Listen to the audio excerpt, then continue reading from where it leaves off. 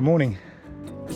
A bright but flat morning here just off of the Roscanval, pardon the pronunciation, peninsula, or the Crozon Peninsula. We've been watching the weather to get down to Spain, and it looks like this morning is about, well, not our only opportunity, but if we don't go now, there's going to be southwesterly up this part of the coast. But if we get going now, the winds are heading south further down the coast.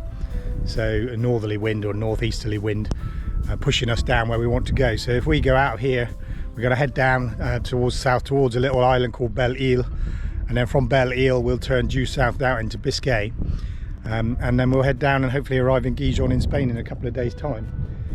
But it's just a question of whether the winds shape up as they say they're going to, and we may have to motor as far as the Raz de Sein. That's a little point a bit further down the coast where there's a real fierce tide, so we've got to get there at the right time.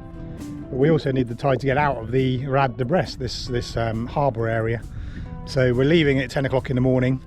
That'll get us out with the tide behind us, and then we'll get down towards the Raz, but we'll have to stop there and wait for a few hours for the tide down there. So we'll probably have a little snooze down there to catch up before we sail through the night down to Belle-Île. And then depending on the wind at Belle-Île is depending on whether we need to wait a little while and perhaps snooze some more. Snoozing is always good, or carry on down. So that's the plan. I'm going to put the removable inner forestay on the boat because that's just an extra forestay, and we may use a sail that goes on it. So that goes on this attachment down here.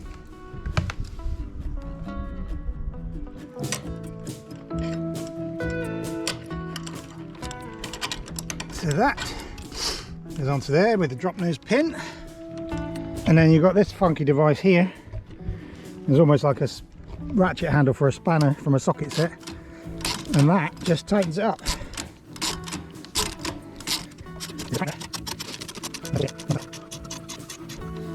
Nobody tells you how tight it's meant to be, but just quite tight. Too tight and you'll be pulling forward on the mast, too loose and it'll be flopping around too much. So I don't know, I think that'll do for now. Fold the handle away, and that's the removable inner forestay sorted, ready to go. That is enough to support the mast if we had a disaster and the forestay itself gave way.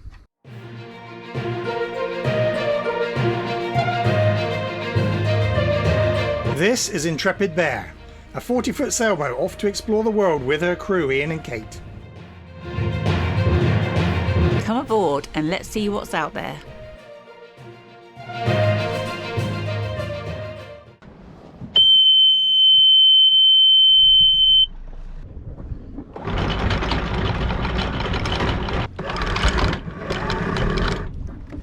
Okay.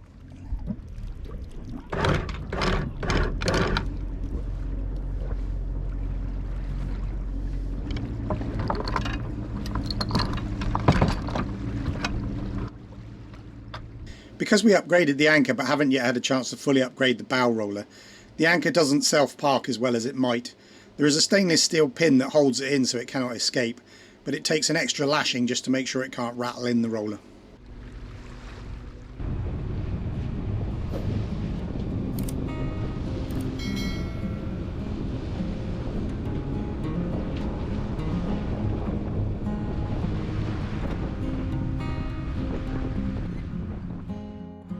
So there, that's Cambrai-sur-Mer.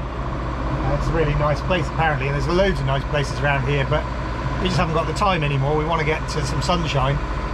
It's the first week of August already, so in 3 weeks it'll be September. So we're going to have to skip all of this, just get down to Spain, Portugal, and hopefully get a bit of summer.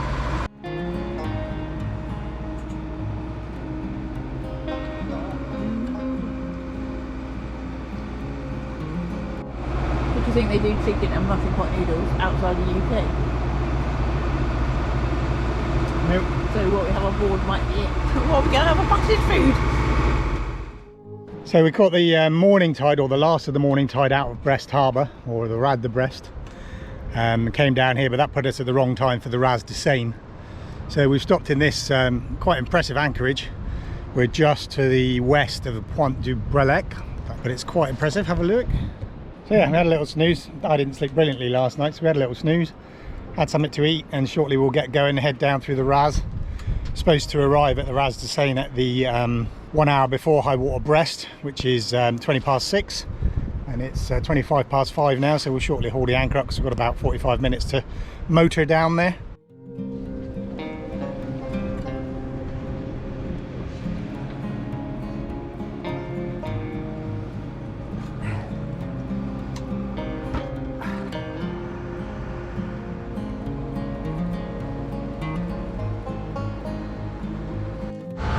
So we're coming up to the infamous Raz de Sein. It's a very narrow strip of water between the Point du Raz and the Ile de Sein, and the tide whistles through there, or rushes through, so it can get really nasty in rough conditions. Looks pretty benign today, but there's the Point du Raz over there and the Ile de Sein over on our starboard side, and we'll see what it's like as we get through the gap. You can see all the water boiling around with the current. You can feel the boat actually being buffeted a bit by the current. The speed's up and down by about half a knot either way. So yeah, it's pretty flat, but you can see the current flowing, and that's supposedly slack water. We're bang on time. So you wouldn't want to be here in a rough sea with full tide. That'd be horrific. It'd be nasty. Nasty as.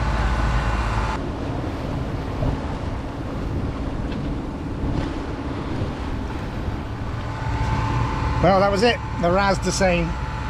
Fearsome reputation, flat as you like today. A bit like Paul and Bill, really. Got a hell of a reputation and can be really nasty, but if it's flat, it's flat. And today it was flat. Now we're just heading on down the coast towards an island called Belle-Île. We were hoping to pick up some wind, and the forecast said there was some coming, but we're not seeing it at the moment, so we're going to gently motor on down. Tide will turn in our favour shortly, so that'll give us a boost. And we'll go through the night to Belle-Île, and we'll see what happens when we get down there. If there's no... And then a little of the forecast wind did decide to start showing itself.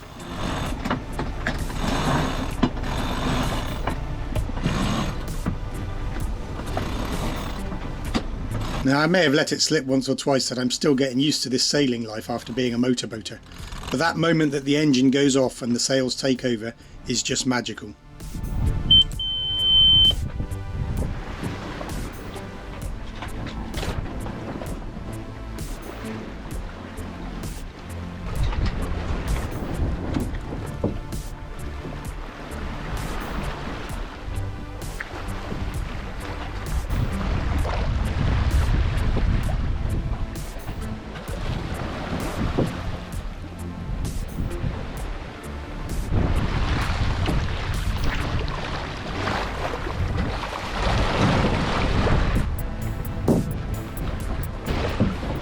Just as the sun's starting to set, I've got a little bit of wind. Cruising along about 4 knots, dolphins under the bow.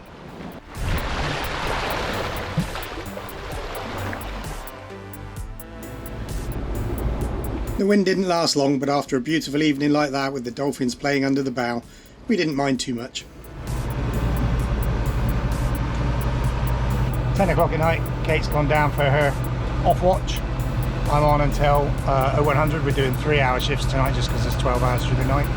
3 hours each at a time. That means we get 6 hours in total off. And so Kate will be back at 0100. And until then, it's just me and you. So it was a fairly uneventful night heading down the coast. Nothing to report on Kate's watch. And on mine, just a little incident with a French fishing boat. So 10 to 7, daylight's coming in. Fairly standard night under engine.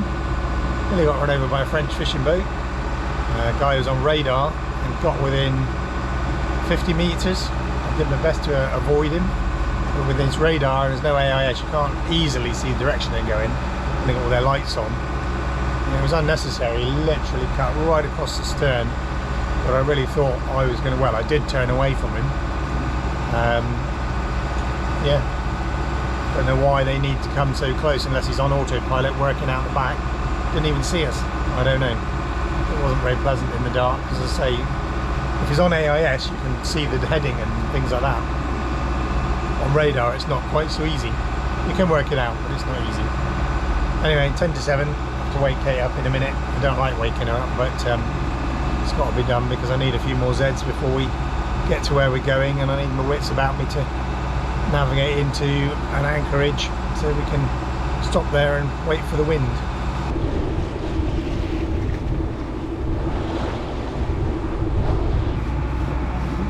Sun's coming up and on our way to Belle-Île. Just want to wake up after 3 hours of sleep. Getting used to watches. I'm not going to get a chance to do that to stop at Belle-Île. It's a bit frustrating. Already was looking forward to doing one long passage and a couple of days sailing and at sea. When we're not sailing and sea, this leg is not going to be a couple of days, but hopefully get some weather, active wind, and be able to set up a little Belle-Île.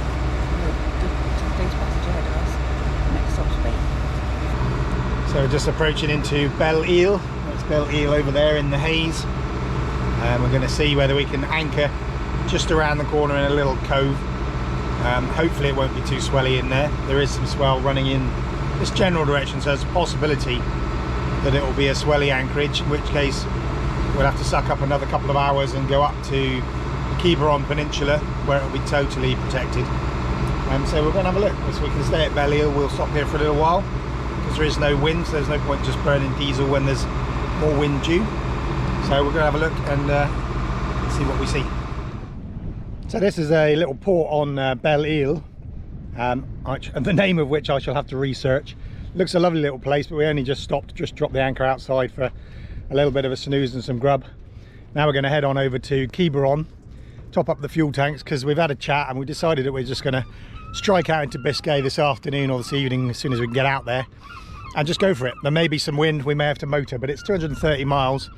We've already motored 200 and odd to get to here. So we could actually motor the whole way if we had to, so we're just going to get on with it and hope there's some wind out there, because we don't really want to motor the whole way, but if we have to, we'll easily have the fuel range as long as we fill up.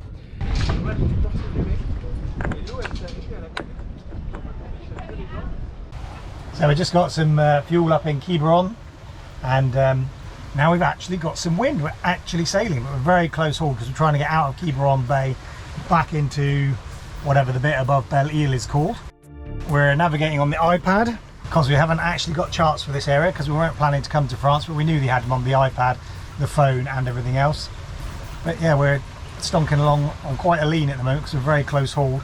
Once we clear the end of these les éclairs, which is some big rocks, we'll be able to bear away, and it should be quite a nice sail if the wind holds. If you have a look out the back, you can see our angle of heel.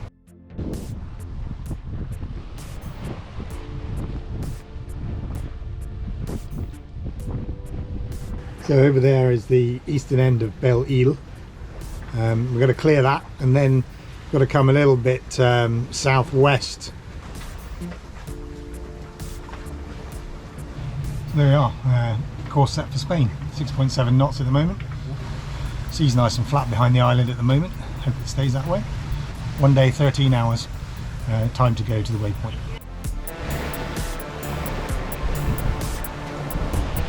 So there we were, heading out into the Bay of Biscay on what I guess would be described as our first proper offshore passage. And this is how offshore sailing is meant to be. I know, because I've seen it on YouTube. Creaming along at 6 knots, got 11 knots of wind right on the beam, the telltales are flying nicely. It doesn't often happen it doesn't often all come together quite as well as this.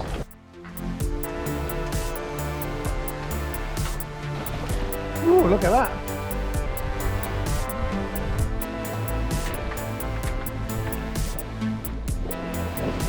And so we sailed into a glorious sunset and then into night watches.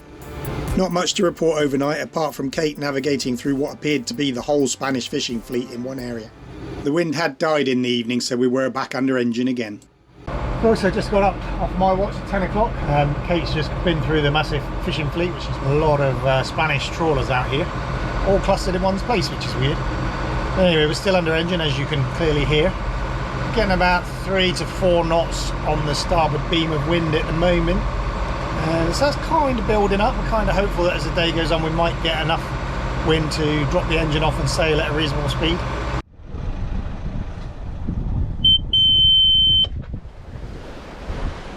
And before long at all, it turned into a lovely sailing afternoon.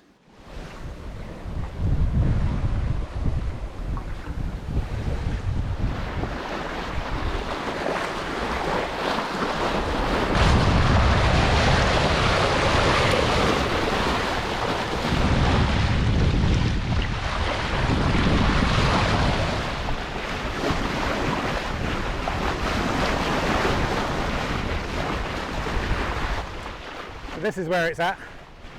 This is what it's meant to be like. When it's like this, cruising along about 6 knots in the middle of the Bay of Biscay, this is where it's at. It's fantastic.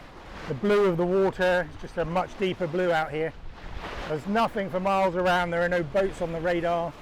The nearest land is over 100 miles away. France is about 110 behind us. Spain 120 in front of us, almost halfway across. I could just sit up here listening to the waves for hours and hours. It's fantastic. It really is. If you ever get the chance, you need to do it.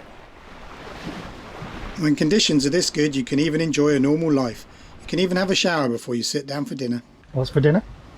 Sausage casserole. Sausage casserole, 6 knots, middle of Bay of Biscay. So it's 6 o'clock. That's the first 24 hours of our watch is done. It's gone really quick actually. I can't believe it already. Just done feels like I've done a couple of watches and 24 hours is gone. This time tomorrow we should be pretty close, if not there. Depends on how the wind shapes up. Like I say, we've got about 130 miles to go of the 246 that we started with. So we're getting close to halfway. And right now, this is what it's all about. This is where it's at. Beautiful sailing. So here comes the evening again. Not going to bore you with another sunset. Oh, all right, maybe I will. Have you ever noticed it's not on any weather forecast usually, but there's always a calm in the evening. Virtually always. It's nice if you're at anchor because it goes calm and peaceful. But it's also happening out here, and it's dropped right down. We're only doing about 4 knots now instead of 6. But you know, as long as we're still making progress, that's cool. But there is this evening calm, which almost always happens, just is never on any weather forecast. Just a thing I've noticed. But although we've slowed down, it's rather nice out here, so just trundling on.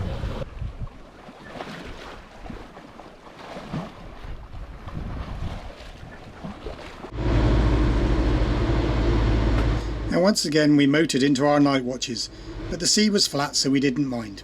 It appears that we were both awestruck by our surroundings at night and we both tried to share independently. So welcome to Night Watch. Just trying to give you a bit of a flavour of what we do. It's like 4:30 in the morning. So just kind of sat here watching the instruments. We've currently got it set on radar and a rolling road so we can see how far we've got to go. And the radar is continually scanning for any other boats. The wind instrument is the only one that's working at the moment, so we keep an eye on the wind and see if it changes. Obviously you can hear the engines running, so there's no wind at all. It was currently showing 0, but a little bit more in a moment.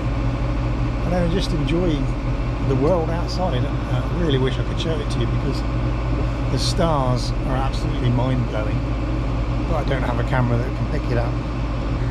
In Northern Light pollution, you can actually see the Milky Way, which I haven't seen like that before. I sat watching the night sky. I've seen shooting stars while we've been on passage and the night passages, but I just seen my first ever one that kind of it left a streak of a bit of a comet, I guess, from a shooting star. Right across the sky, blazing a trail that carried on burning after it had gone. Currently going through, I think it's the Perseid meteor shower. That happens in August every year.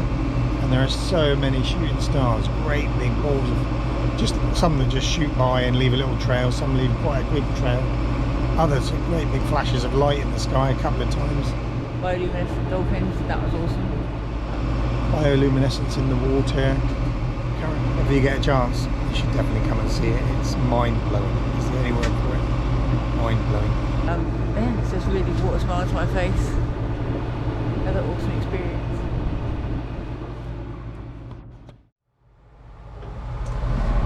So it's Thursday morning. Is it Thursday? Friday. Is it Friday? 13th. It's Friday the 13th of all the dates. We've got a bit of a dilemma this morning in that the ETA on the chart plotter, it's not a bad sailing breeze, but it has us sailing at about 4.5 to 5 knots, which isn't bad, except that gives us an ETA of around about midnight into Quijon. Also out here there's some great big swells, not waves as such, but just big humps of water that move across. When they hit the land somewhere, they could potentially be great big breakers. So I don't really want to go into Quijon in the dark. I'd have been happy if we were going slow and it was arrival tomorrow morning, but we were hovering around about sunset, you know, darkness time. So we decided to cheat a little bit, and we're just using the engine with the sails to maintain enough speed so that our ETA comes down to about 8 o'clock in the evening, or at 9 o'clock in the evening at the latest. As ever, these huge swells really were a sight to behold. They were like a mountain range progressing across the horizon, but as usual, absolutely impossible to film. I don't know whether that will show up on camera at all, but they are huge swells, probably 5-6 meters from trough to peak, but they're such a big wave that we just go over the top without even noticing. A lot like a tsunami wave in the open ocean wouldn't touch you, but as soon as it hits the shoreline it just rises up because the seabed forces all the water up. So that could happen to these waves when they hit the shore, so that's what we're just being aware of. So just when I'd gone off watch, I've been asleep about an hour this morning, Kate came and woke me up. She nearly got the defensive pose because I was totally asleep, didn't know what was happening. But why did you wake me up? So a whale spout, it was a spout of water over on the horizon, about 3 or 4 of them, so I came to wake you up. Sadly they didn't come any nearer, but there were definitely whales out there. Yep, I came up all bleary eyed. I could see I don't know the correct term for it, the plume, the spout from the blowhole. I definitely saw it. There was definitely 1 or 2 of them, maybe more, but they disappeared off into the distance, and we didn't see any more, but that's quite exciting. Okay, we're down to the last 30 miles, 26 now. Seas picked up, winds picked up, the big swells have sort of dropped off a bit, but there's still big swells coming in from one side and the wind's blowing waves the other side. So it's a bit more hectic out there, but we're going along at 6.5 to 7 knots at times. Due in about 7 or 8 o'clock this evening, hopefully while it's still daylight. So yeah, it's pretty good. But have a look out at the sea, which, as I've told you before, will never look that rough, but it is. Well, it's not that bad, but you know what I mean.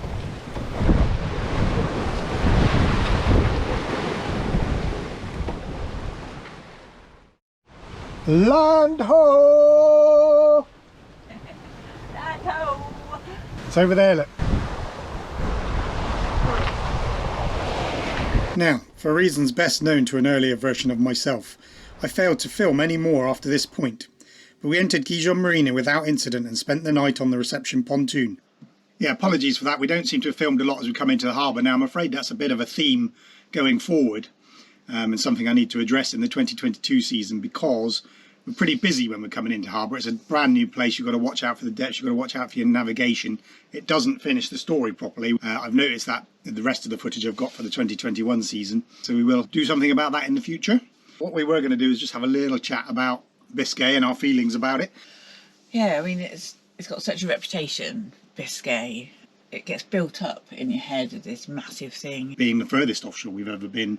And when you realise that, I think I realised that in the middle of the night at one point. So when you're alone on watch, there's plenty of time to think. So I had a moment of feeling very small in the universe, and I was missing my children and my grandchildren, and it sounds a bit twee, but you realise that actually the sky is the same wherever. Can't explain it any better than that. All together under the same sky, but miles apart. So yeah, emotional but cool.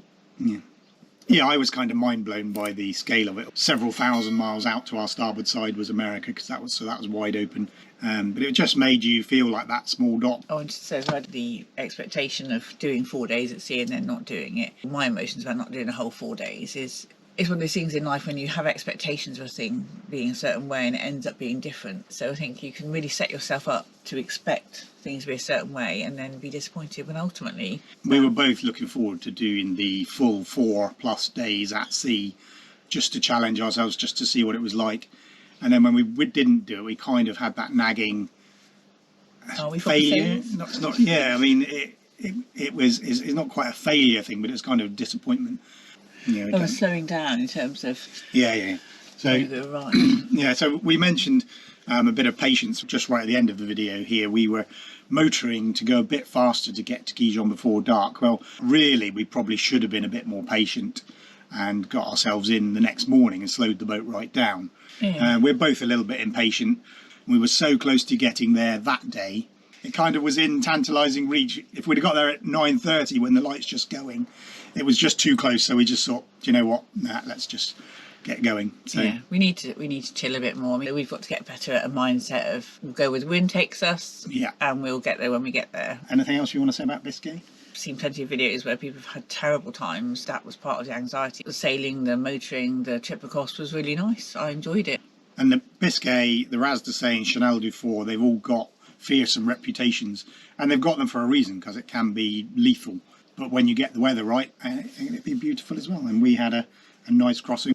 Okay. Yeah, that's it. Thanks ever so much for watching. If you enjoy what we're doing, please do subscribe to the channel, because when we reach 1,000 subscribers, we can get a little bit of money from adverts. And we'll see you in the next episode when we have a quick wander around Gijon and move on along the Spanish North Coast.